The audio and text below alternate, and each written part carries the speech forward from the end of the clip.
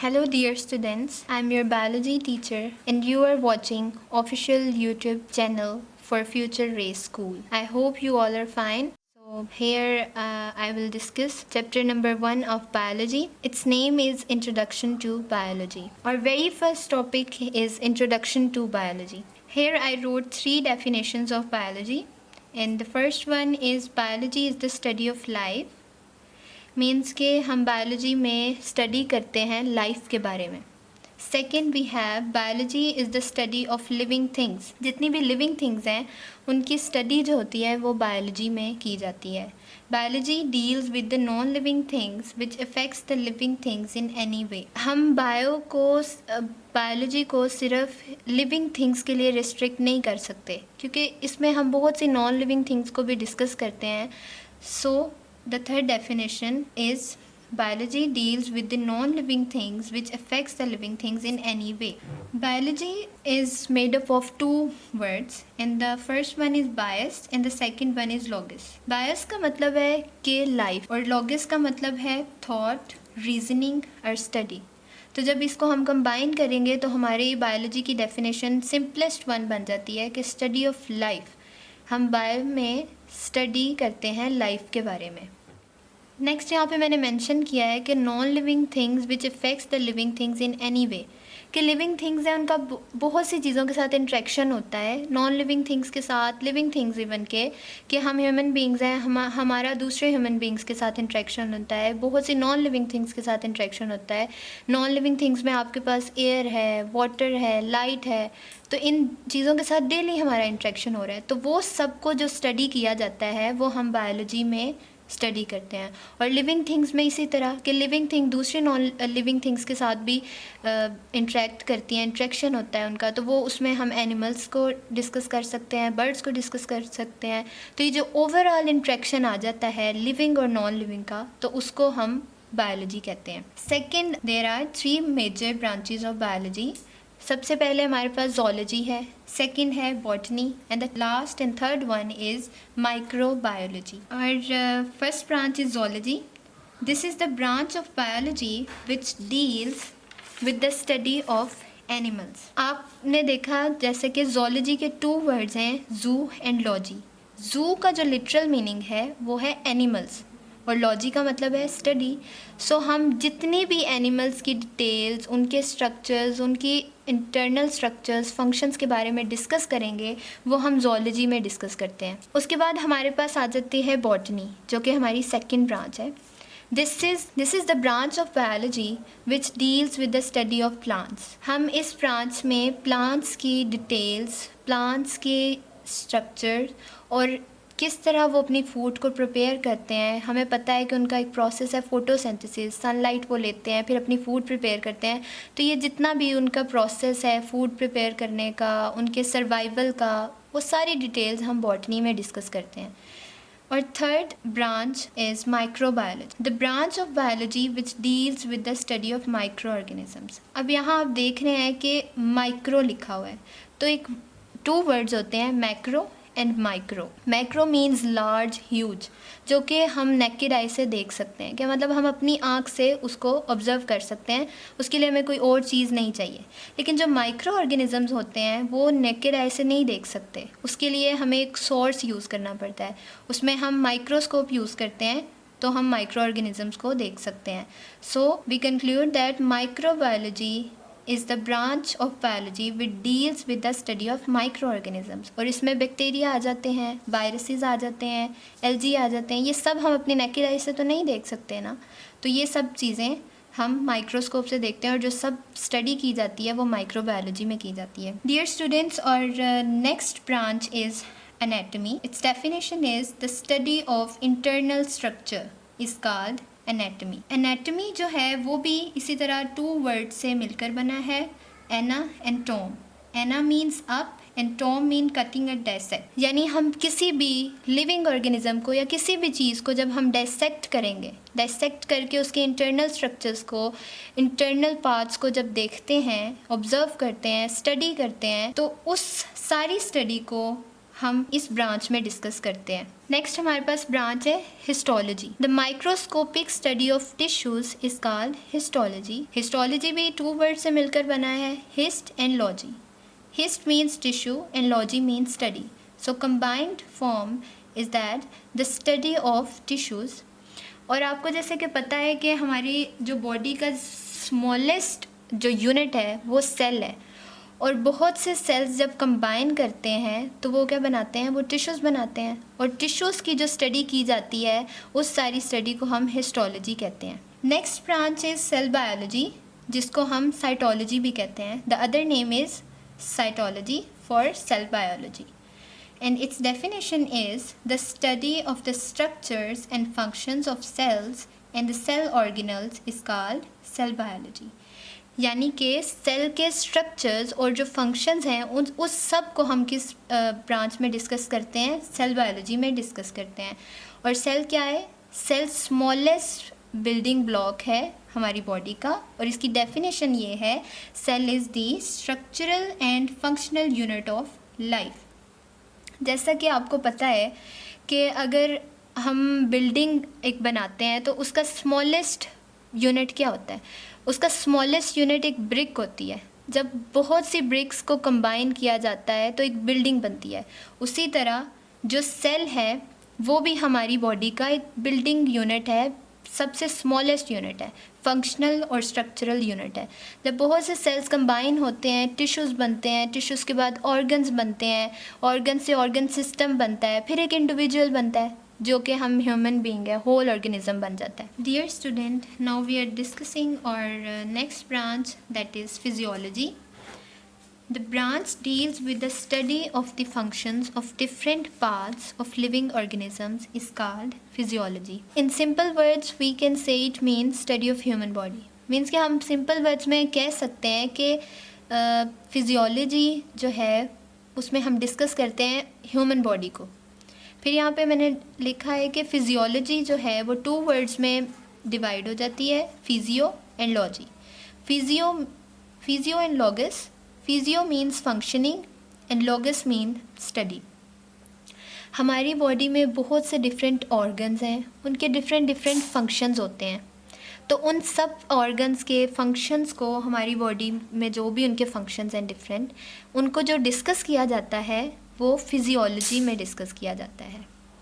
So it means functions of organs in our body is discussed in the branch physiology. Our next branch is genetics. The study of genes and their roles in inheritance is called genetics. And what is inheritance? Inheritance means the transmission of the characters from one generation to the other generation. Inheritance ये है कि बहुत से characters जो होते हैं हमारे parents से चिल्ड्रन में आते हैं। आपको पता है पेरेंट्स से जो भी कैरेक्टर्स चिल्ड्रन में जाते हैं वो इनहेरिटेंस के थ्रू, जीन्स के थ्रू जाते हैं। अब जीन्स क्या है? ये एक इन्फॉर्मेशन है, इनहेरिटिक इन्फॉर्मेशन है जो कि पेरेंट्स से ऑफस्प्रिंग में ट्रांसफ़र होती है। ठीक है, अब इसमें आपको पता है कि हमारा जो कंप्लेक्शन है, हमारी हाइट है, हमारे आई कलर्स हैं, हमारा स्किन कलर है, ये सब कुछ जो है ये इनहेरिटेड चीज़ें हैं। तो जो भी जीन्स के रिलेटेड स्टडी है, जो भी इनहेरिटिक इन्फॉर्मेशन है, जो भी इनहेरिटेंस के रिलेटेड इन्फॉर्मेशन है, वो हम सारी की सारी किस ब्रांच में डिस्कस करते हैं? जेनेटिक्स में डिस्कस करते हैं। और next branch is embryology and the definition is the study of the development of an embryo to new individual. Simply we can say that the study of the embryo is called embryology. अब embryo क्या होता है? Early stage development of multicellular organism is known as embryo. एक individual जो बनता है वो किससे बनता है? embryo से। embryo जो है वो आगे जैसे हमारे फिर और सेल्स हैं, फिर टिश्यूज़ हैं, फिर ऑर्गन्स हैं, ऑर्गन सिस्टम है, देन इंडिविजुअल है। इसके अलावा मैंने इसकी यहाँ पे 3rd डेफिनेशन मेंशन की हुई है, that the study of developmental stages of embryo. किसी भी चीज़ को जब वो बनता है तो उसके डिफरेंट स्टेजेस हुआ करती हैं। तो इंडिविजुअल बनता है तो उसके भी डिफरेंट स्टेजेस हैं कि पहले सेल्स हैं, फिर वो टिश्यूज़ बनाते हैं, फिर ऑर्गन्स बनते हैं। मतलब डिफरेंट स्टेजेस में एक जो है इंडिविजुअल बन रहा है, एक ऑर्गेनिज्म बन रहा है, एक ह्यूमन बीइंग बन रहा है, उसी तरह जो डेवलपमेंटल स्टेजेस हैं एम्ब्रियो के, जाइगोट के, एग के, वो सब के सब जो स्टडी किए जाते हैं वो किस में किए जाते हैं? एम्ब्रियोलॉजी में डिस्कस किए जाते हैं। अब यहाँ पे डेफिनेशन में एक डेवलपमेंट वर्ड डिस्कस किया गया है, तो हम इसको भी थोड़ा डिस्कस कर लेते हैं आगे। डेवलपमेंट और ग्रोथ में क्या डिफरेंस होता है, ये आपकी बुक में मेंशन नहीं है, ये मैंने इन्फॉर्मेशन के लिए आपकी एक्स्ट्रा ऐड किया है। डेवलपमेंट है the formation of new structures in fertilised egg zygote. Fertilised egg में जो न्यू स्ट्रक्चर्स की फॉर्मेशन होती है उसको हम कहते हैं डेवलपमेंट, और ग्रोथ को हम कहते हैं irreversible increase in the size of body, and it is the physical stages of change that person goes through. Growth क्या है? जब हमारी हाइट इंक्रीज़ होती है, वो एक इरिवर्सिबल प्रोसेस भी है, मीन्स कि हमारी हाइट इंक्रीज़ हो गई है तो वो डिक्रीज़ नहीं होगी, कम नहीं होगी, वो एक फ़िज़िकल हमारी फ़िज़ीक में चेंज जो है वो ग्रोथ से रिलेटेड है। I hope you understand that what I am saying. और सेकेंड ब्रांच और next branch is taxonomy. It is the study of naming and classification of organisms into groups and subgroups. हमारी बहुत सी species होती हैं जिनको हम groups में और सब ग्रुप्स में divide on the basis of their, मतलब उनके स्ट्रक्चर डिफरेंट होते हैं, उनमें सिमिलैरिटीज़ और डिससिमिलैरिटीज़ की बेसिस की वजह से हम स्पीशीज़ को ग्रुप्स और सब ग्रुप्स में डिवाइड कर देते हैं। तो वो जो क्लासिफिकेशन और नेमिंग है वो इस सब में की जाती है, इस ब्रांच में टेक्सोनॉमी में की जाती है। अब आगे मैंने ये मेंशन कर दिया है कि taxonomy is a Greek word and it's made up of two words, taxis and nomia. Taxis mean arrangement and nomia mean method, कि वो मेथड जिसमें हम स्पीशीज़ को डिफरेंट ग्रुप्स में, सब ग्रुप्स में अरेंज करते हैं, तो वो जो ब्रांच है वो उस ब्रांच को हम टेक्सोनॉमी कहते हैं। Actually it means giving the scientific names by using the scientific method.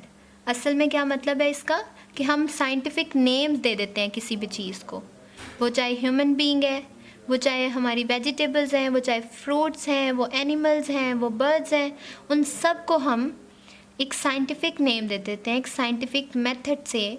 वो सारी ब्रांच क्या होती है, वो किस ब्रांच में किया जाता है? टेक्सोनॉमी में किया जाता है। अब मैंने यहाँ पे एक एग्जांपल दिया आपको अनियन की। अनियन एक जनरल नेम है, मीन्स के आपको पता है कि अनियन को पाकिस्तान में उर्दू में प्याज कहा जाता है। इसके अलावा पाकिस्तान के ही बहुत से डिफरेंट रीजन्स में इसको गंडा, बसल and many other name use किए जाते हैं अनियन के लिए ही। इवन पाकिस्तान में ही बहुत से नाम यूज़ किए जाते हैं। फिर इसी तरह दुनिया के दूसरे मुल्कों में इसको दूसरे नामों से नोन किया जाता है, मीन्स एमाल्टस, गोल्डन शावर। तो फिर साइंटिस्ट ने अपनी ईज़ के लिए इसको एक साइंटिफिक, हर चीज़ को सोचा कि किसी एक साइंटिफिक नेम दे दिया जाए ताकि सारी दुनिया में उस किसी भी स्पेसिफिक चीज़ का एक ही नेम हो। जैसे अब अनियन को साइंटिस्ट ने साइंटिफिक मेथड से नेम दिया एलियम सीपा। अब एलियम सीपा जो है वो साइंटिफिक नेम है अनियन का। अब ये आप जैसे देख रहे हैं कि अनियन को 2 नेम्स दिए गए हैं, एलियम एंड सीपा। एलियम क्या है? वो एक जेनरिक नेम है। जब भी किसी चीज़ को साइंटिफिक नेम दिया जाता है तो उसके 2 नेम्स रखे जाते हैं। जो फर्स्ट नेम होता है वो जेनरिक नेम होता है, और जेनरिक नेम हमेशा कैपिटल लेटर से स्टार्ट किया जाता है। जैसे कि आप देख रहे हैं एलियम ए से कैपिटल से स्टार्ट किया गया। सीपा इसका स्पेसिफिक नेम है, इसको हमेशा हर चीज़ के लिए स्पेसिफिक नेम को स्मॉल लेटर से रिप्रेजेंट किया जाता है।